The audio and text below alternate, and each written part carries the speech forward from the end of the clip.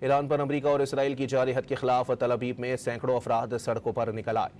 اسرائیلی دارالحکومت میں امریکہ اور اسرائیل کے خلاف ہونے والے احتجاج میں مختلف طبقات سے تعلق رکھنے والے افراد نے شرکت کی۔ اس موقع پر مظاہرین نے ایران سے اظہار یکجہتی کرتے ہوئے جنگ فوری بند کرنے کا مطالبہ کیا۔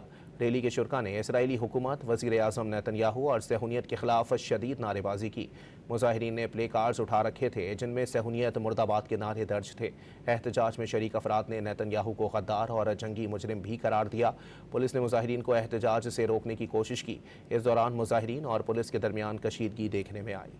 ایران پر امریکہ اور اسرائیل کی جارحیت کے خلاف تل ابیب میں سینکڑوں افراد سڑکوں پر نکل آئے۔ اسرائیلی دارالحکومت میں امریکہ اور اسرائیل کے خلاف ہونے والے احتجاج میں مختلف طبقات سے تعلق رکھنے والے افراد نے شرکت کی۔ اس موقع پر مظاہرین نے ایران سے اظہار یکجہتی کرتے ہوئے جنگ فوری بند کرنے کا مطالبہ کیا۔ ریلی کے شرکاء نے اسرائیلی حکومت، وزیر اعظم نیتن یاہو اور صہیونیت کے خلاف شدید نعرے بازی کی۔ مظاہرین نے پلے کارڈز اٹھا رکھے تھے جن میں صہیونیت مرد آباد کے نعرے درج تھے۔ احتجاج میں شریک افراد نے نیتن یاہو کو غدار اور جنگی مجرم بھی قرار دیا۔